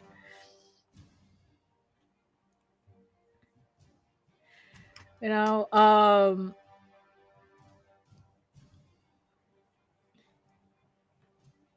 so what was my point? I don't know what my point was. Um I guess like playing in a genre that you don't know, that you're not really like a fan of, but you just want to see if you can write a story. Oh, right. So like I said, I'm not really big into contemporary fiction. I don't like it.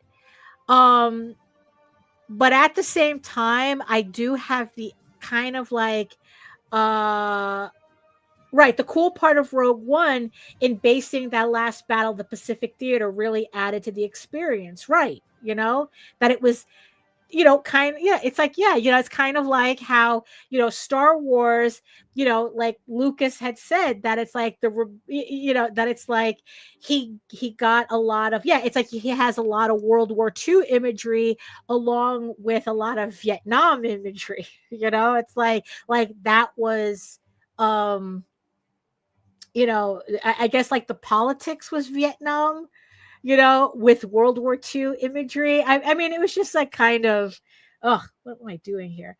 Um, but it was based on something, um, which, just enough to make it real, right?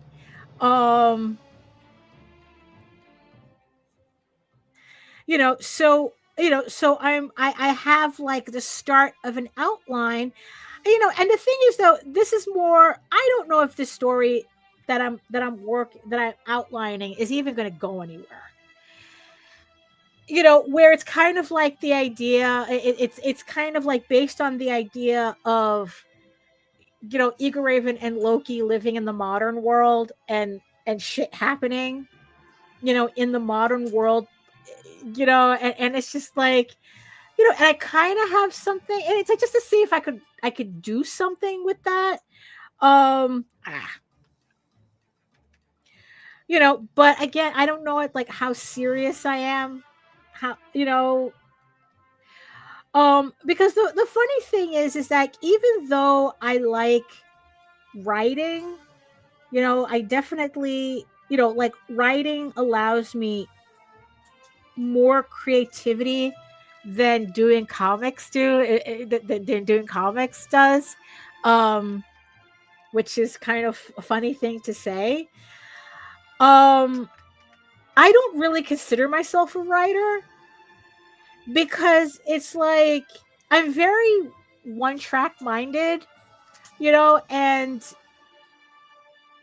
it's like, it's like I can't just sit down and say, okay, I'm going to write a story. Like I was watching a video about how writers write to market, right? And it's like, and they're literally like looking at looking at Saint Seiya. I haven't seen that in a while. I don't think I've ever really seen it completely. Saint Seiya. Who has Saint Seiya? I think Netflix has Saint Seiya, doesn't it? Either Netflix or Disney Plus. Somebody has Saint Seiya. I just recently like saw something from it. Um so so they were talking about how these authors would like have to research the market and what's popular, what's selling, what authors are popping off, and then like take all those things and create a book to that market. And I guess you could say the same thing with comics as well, that there are people who do that. They see what they see what's trending in the market, usually,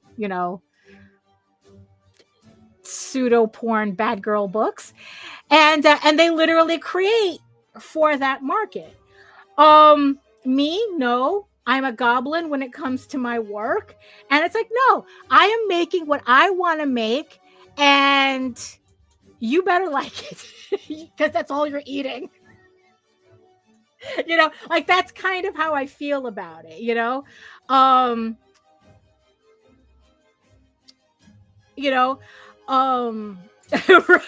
Yeah, right. you know um so yeah, so I don't, yeah, so I just can't.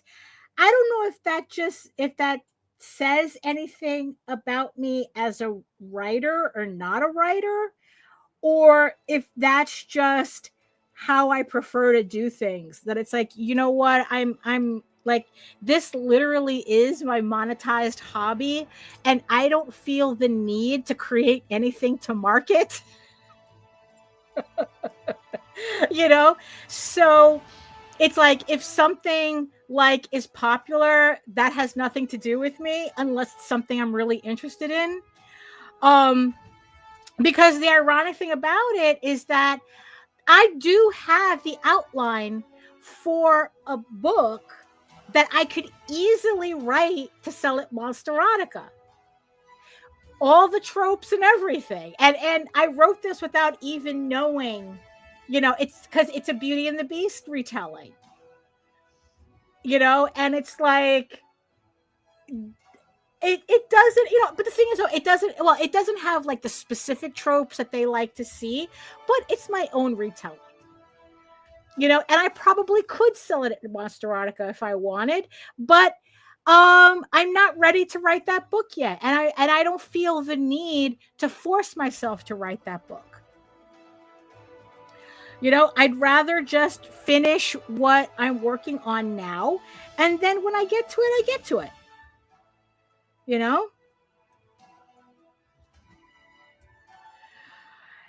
And oh wow, this music sounding like walking through Epcot. It sounds like Epcot Center background music. Jesus, I got distracted for a second. So am I done with this? No, I still got this to go.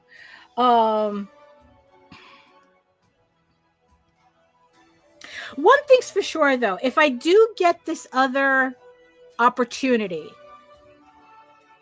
the first thing I'm going to buy is a larger Cintiq. Although, honestly, I have been looking at the Huions. I've been seeing a lot of chatter about the latest Huion release. It's a 22-inch 4K drawing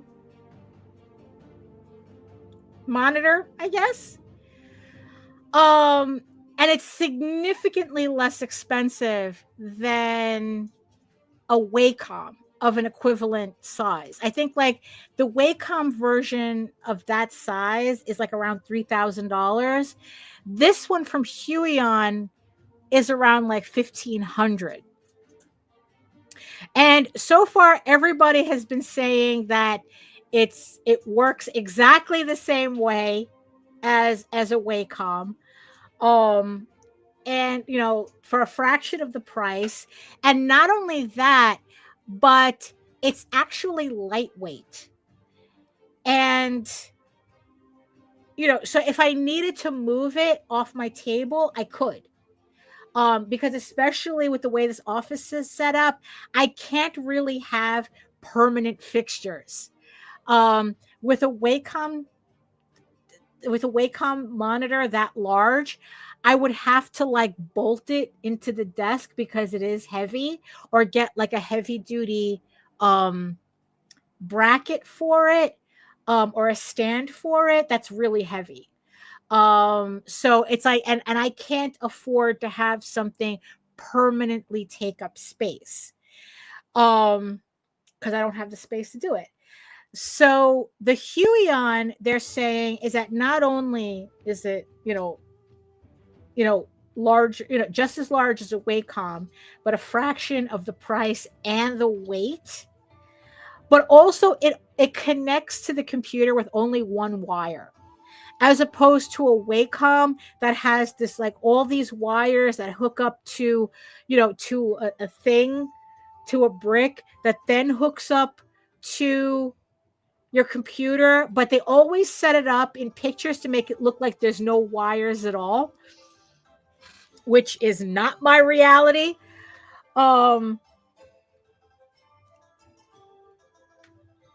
Because the thing that I would like to do, that I would like, is to be able to work on a page at kind of like the equivalent of actual size, so I don't have to keep zooming in and out so much and kind of like losing what it is I'm working on.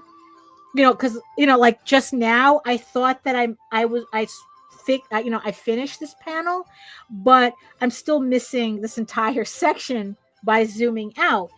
What I've seen other people do is that if they have a monitor large enough, they have on this side of the screen, like they have the full version of the page while they're zooming in and out of the same page on another window, so that they can see in real time like how their page is looking as a full page while they're working in close up. So, but I need a monitor long, like large enough to do that. So, and especially for the work that I would be doing, that would definitely be a bonus for me. Because what I would be doing would be like a lot of detail work. Hold on.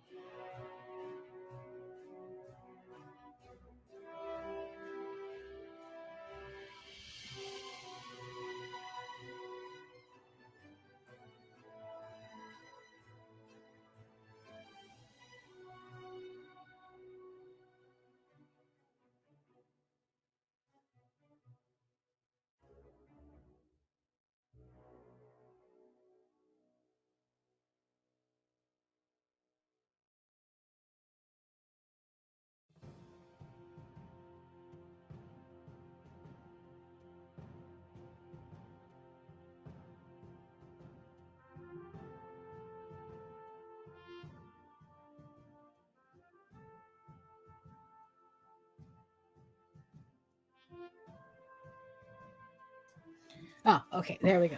That's what happens when you drink too much water at the beginning of the show. Where's my glove? Right. So, so Jake says I got the same tablet, so maybe I'll read into it and check to see if that's possible. So you have the Huion?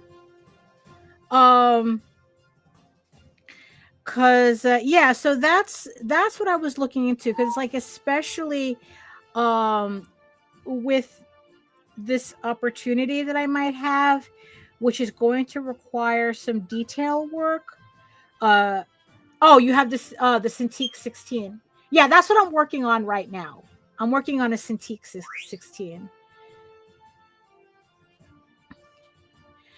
And yeah, so that's what I'm kind of that's what I'm looking to get is, maybe, get the Huey on instead. Because it's like I originally wanted to stick with Wacom, but everyone is saying that Wacom is just getting too big for their britches. And and honestly, Huey on is they say it's equivalent without the cost. Um so we'll see. We'll see. Yeah. Although, honestly, I think that if the opportunity comes up, if I don't mess up the taxes for next year, I'm switching to something larger. Yeah.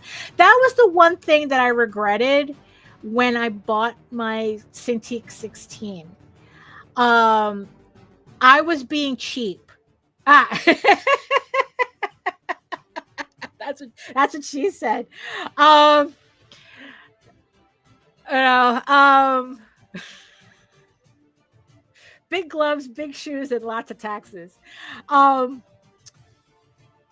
is like because my other Cintiq broke or it stopped working on my computer. Like they just weren't they were just not compatible anymore, which thinking about it now, it's like I'm kind of wondering if they really were incompatible or there was a setting that I wasn't familiar with. But I don't know. I don't remember what happened. So I had to buy a new Cintiq. So I was in the showroom at B&H and I was looking at the Cintiq 16, the 16 Pro, because I needed color accuracy. And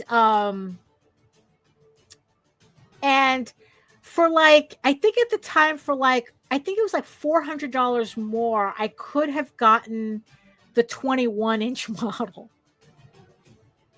I could have gotten the 21-inch for like $400 more. It was either 400 or 600. I don't remember. But either way, it's like thinking about it, I was like going, holy shit, you were just being cheap. And that's what happened. I was just being cheap. And I ended up buying the 16 Pro. And honestly, to this day, I kind of regret it. It's like, oh, I should have spent the extra $600. I was spending the money anyway. I was spending, $1,600 to begin with. Why not spend the extra $600 more to get the larger model? And I, and it's like, and I realized very quickly, especially once I started using Clip Studio Paint and really like seeing what I was missing out.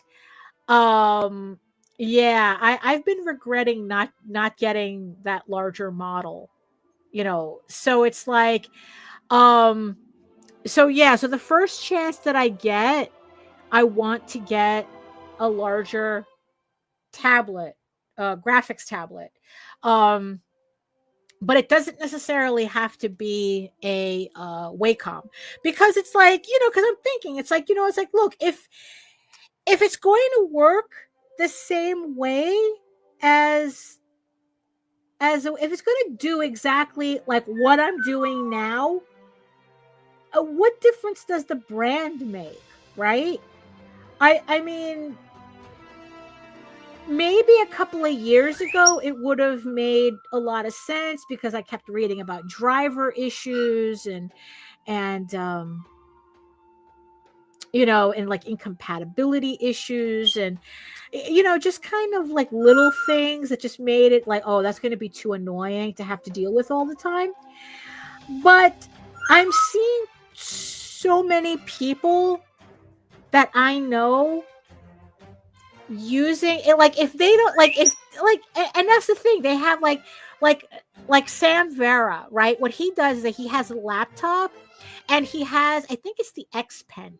He has a small X Pen that he uses with his laptop as a portable station. And the fact that it only has the one cord and just plugs in, and it plugs into the to the laptop, and he uses it, and it's like, hey, wait a minute, that's really convenient, because it's like, yeah, I think that's what happened with my last tablet. There was something incompatible with the computer, and I had to I remember having to rush out to buy a new one, because I remember it not being something I wanted to do at that time. But then again, who wants to spend that type of money, at once if they don't have to, right?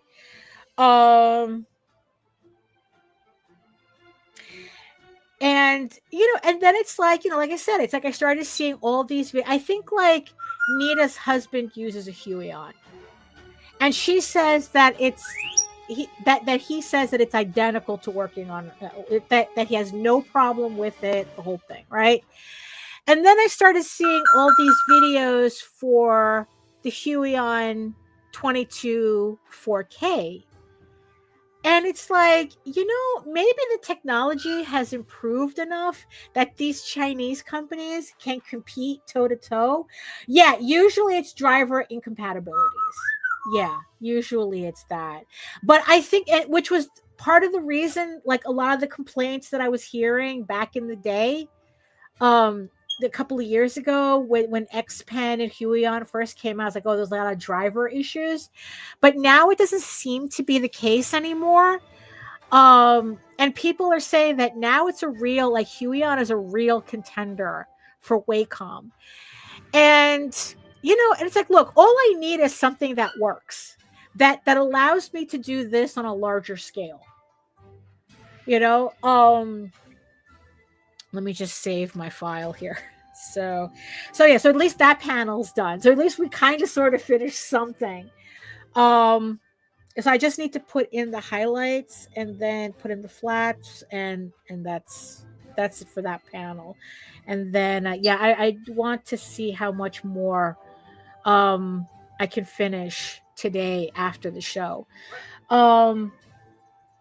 So that's kind of like where I'm at. I mean, in the end, eventually I'm going to have to. Jake says Moore's law has kicked into the point there's hardly a factor if your computer is from 2019 to 2020 and newer. Yeah. The only problem I have with my computer now is Windows 10 keeps bitching at me. But my computer, there's something with the motherboard that it won't let me upgrade to Windows 11. So, but the thing is, though, the computer still works. So I don't feel the need right now to buy a new computer, and and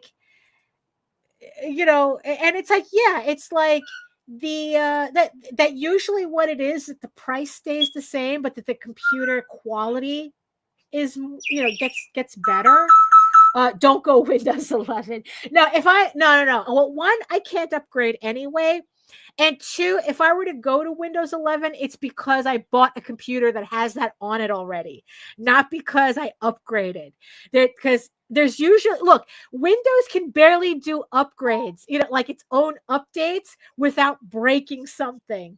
So I wouldn't even trust it to do a full OS upgrade. I wouldn't even trust it. I would just buy a new computer.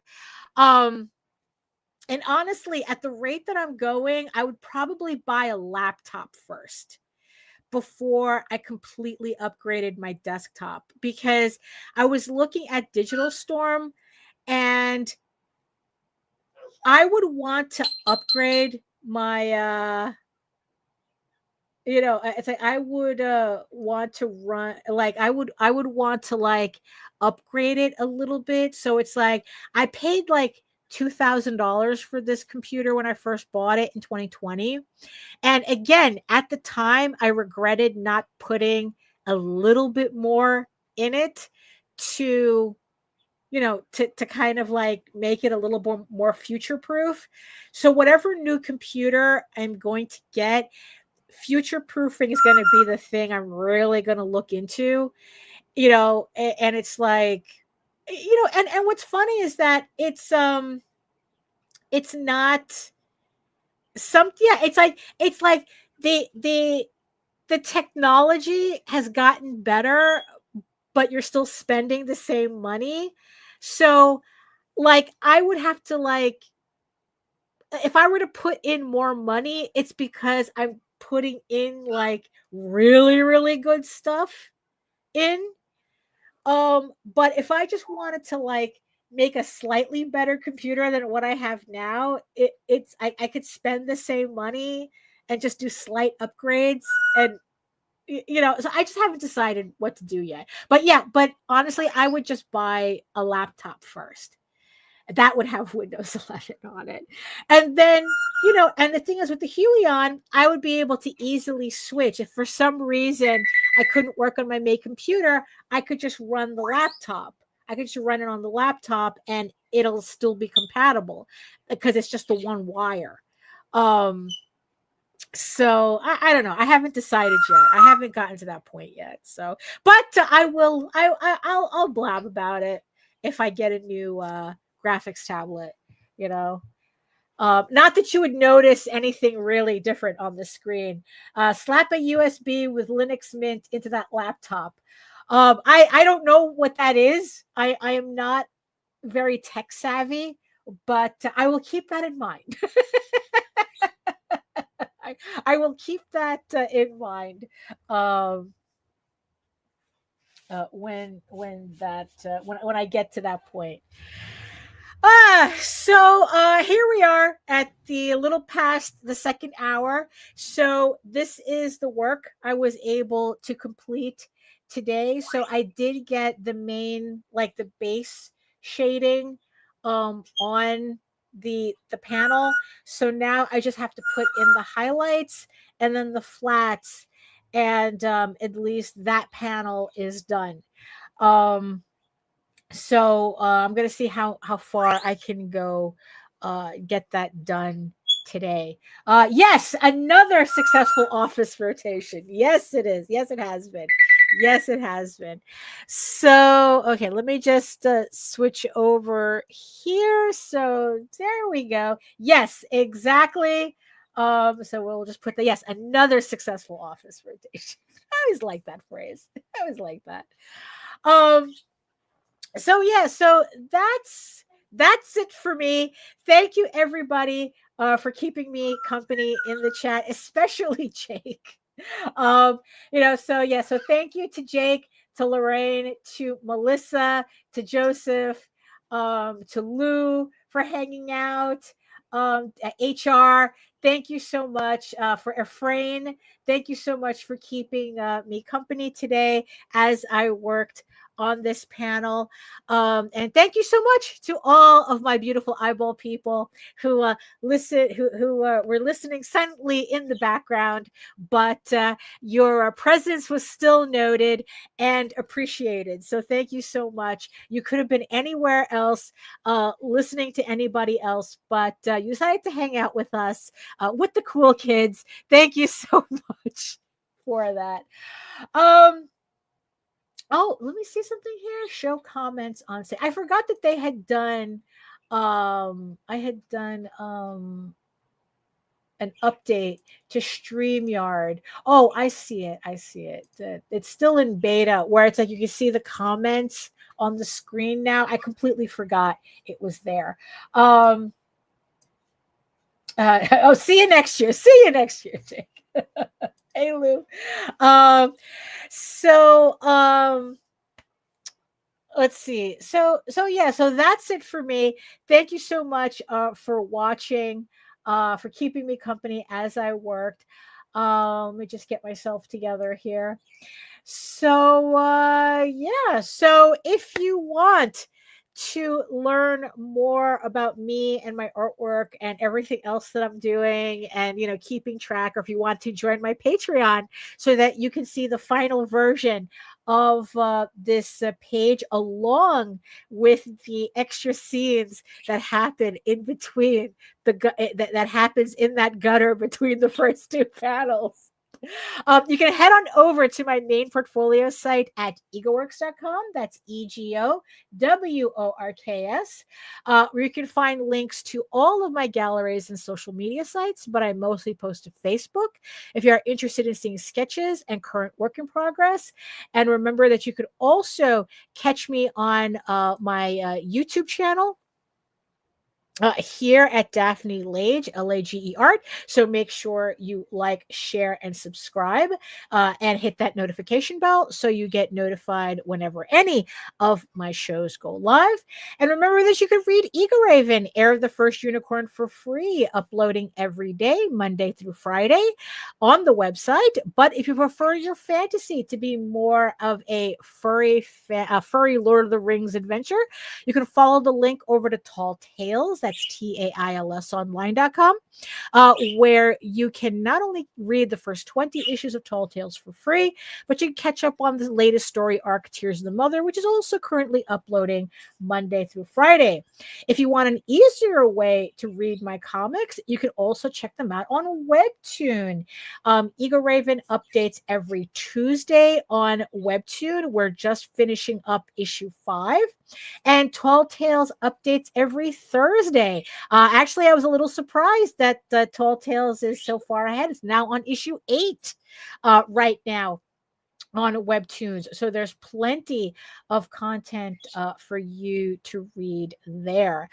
So again, thank you so much, everybody, for joining me today. Like I said, join me on my website at egoworks.com, where you can, wherever you want to find my work, I am pretty sure there is a platform I am on that is the most convenient for you. So my website is just a hub, but it has everything else there.